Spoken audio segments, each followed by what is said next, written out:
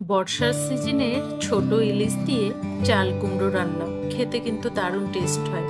তো চলুন আজকে এই ছোট ইলিশ দিয়ে চাল কুমড়ো রান্নাটা কিভাবে করেছি একবার দেখিয়ে দিই। নমস্কার বন্ধুরা, আমি সুজাতা। আপনাদেরকে সুজাতাস কিচেনে অনেক অনেক স্বাগত। আমি এখানে দুটো মাছ নিয়েছি। মাছকে মাঝে একটা কাট লাগিয়ে দিয়েছি। ভালো করে ধুয়ে পরিষ্কার করে রাখা আছে মাছ। মাছের মধ্যে অল্প করে নুন, অল্প হলুদ, সামান্য লঙ্কার গুঁড়ো দিয়ে ভালো করে মাছটাকে মেখে নেব। মাছটা ছোট হলেও মাছটা কিন্তু খুব ফ্রেশ আছে। তো মাছটাকে আমি 5 থেকে 6 মিনিট একটু ঢেকে রেখে দেব। এবার নিয়ে নিলাম এদিকে চাল কুমড়োটা। তো চাল কুমড়োটাকে এবার সুন্দর মতো কেটে নেব। চাল কুমড়োটা একদম কচি নিলে খেতে কিন্তু ভালো লাগবে। সব চাল কুমড়োগুলো কেটে কেটে ভিজিয়ে দিতে হবে। তাহলে যে চাল কুমড়োর যে কষটা থাকে সেটা কিন্তু জলের সাথে চলে আসবে। এবার সুন্দর মতো খোসাটা ছাড়িয়ে চাল কুমড়োগুলো কেটে নেব। চাল কুমড়োটাকে না বেশি বড় করে না বেশি ছোট করে ঠিক এভাবেই কাটতে হবে, তাহলে কিন্তু খেতে ভালো লাগবে।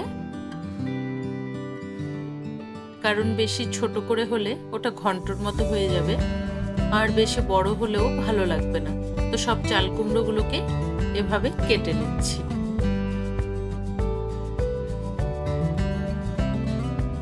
তো আমার সব চাল কুমড়োগুলো সুন্দর মতো কিন্তু কাটা হয়ে গেছে। এবার আমি কড়াইয়ের মধ্যে কিছুটা সর্ষের তেল দিয়ে দিলাম। তেলটা ভালো করে গরম হয়ে গেছে। এর মধ্যে এবার মাছগুলোকে ভেজে নেব। মাছগুলোকে হালকা করে ভাজতে হবে। ইলিশ মাছ বেশি ভাজলে খেতে ভালো লাগবে না। তো এরকম ঠিক একটু হালকা লাল হয়ে গেলেই সাথে সাথে উঠিয়ে নেব। তো সব মাছগুলোকেই একে একে কিন্তু এভাবে ভেজে নিতে হবে।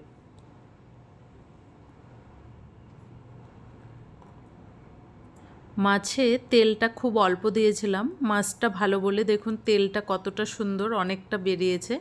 এর মধ্যে এবার আমি দিয়ে দিলাম অল্প করে কালো জিরে। ফোড়নে কালো জিরে দিলাম। ফোড়নটা একটু ভেজে নিতে হবে।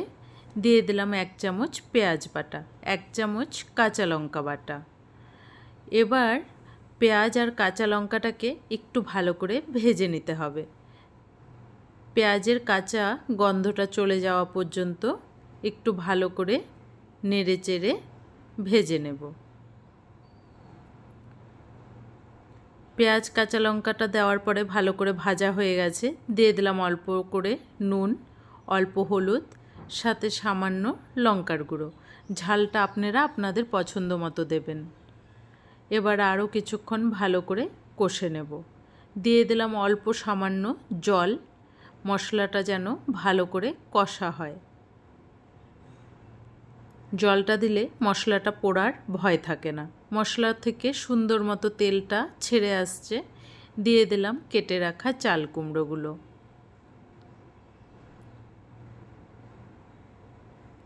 চাল কুমড়োটা দিয়ে এবার ভালো করে নেড়ে চেড়ে কিছুক্ষণের জন্য কষেও নিতে হবে।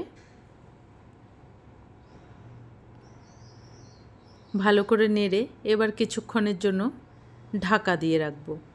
2 থেকে 3 মিনিট ঢাকা দিয়ে রেখে দেব। 2-3 মিনিট পরে ঢাকাটা উঠিয়ে আরও একবার ভালো করে নেড়ে দিতে হবে। এভাবে মশলার সাথে ভালো করে চাল কুমড়োটাকে কষে নিতে হবে।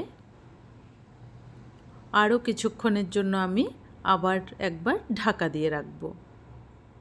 2 থেকে 3 মিনিট পরে আবার উঠিয়ে দিলাম ঢাকাটা।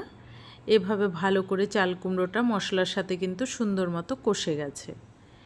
এবার আমি ভালো করে কষে দিয়ে দেব এতে কিছুটা জল। জলটা আপনারা আপনাদের পছন্দ মতো দেবেন। আমি এখানে বেশি জল দেব না, চাল কুমড়োটা যেন সুন্দর মতো সেদ্ধ হয়ে যায় সেই হিসেবেই আমি জলটা দিলাম।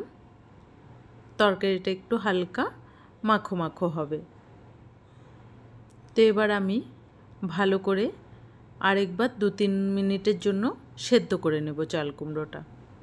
2-3 মিনিট পরে সুন্দর মতো চাল কুমড়ো কিন্তু সেদ্ধ হয়ে গেছে। এর সাথে এবার আমি দিয়ে দিচ্ছি ভেজে রাখা মাছগুলো। মাছটা দিয়ে ভালো করে একটু নেড়ে দেব, মাছের ফ্লেভারটা যেন চাল কুমড়োর মধ্যে ঢুকে যায়।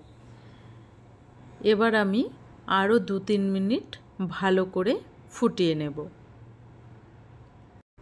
2 মিনিট ঢেকে রেখে দিয়েছিলাম, তো রান্নাটা কিন্তু আমাদের একদম রেডি। তো দেখুন কত তাড়াতাড়ি এই রান্নাটা কিন্তু হয়ে যায়, খেতেও কিন্তু দারুণ টেস্ট হয়। তো এবার আমি একটা প্লেটে ঢেলে আপনাদেরকে দেখাচ্ছি। তো আজকের এই ইলিশ মাছ দিয়ে চাল কুমড়ো রান্নাটা আপনাদের কেমন লেগেছে কমেন্ট করে জানাবেন। যদি ভালো লাগে চ্যানেলটাকে একটা লাইক দিয়ে অনেক অনেক শেয়ার করে দেবেন। ধন্যবাদ।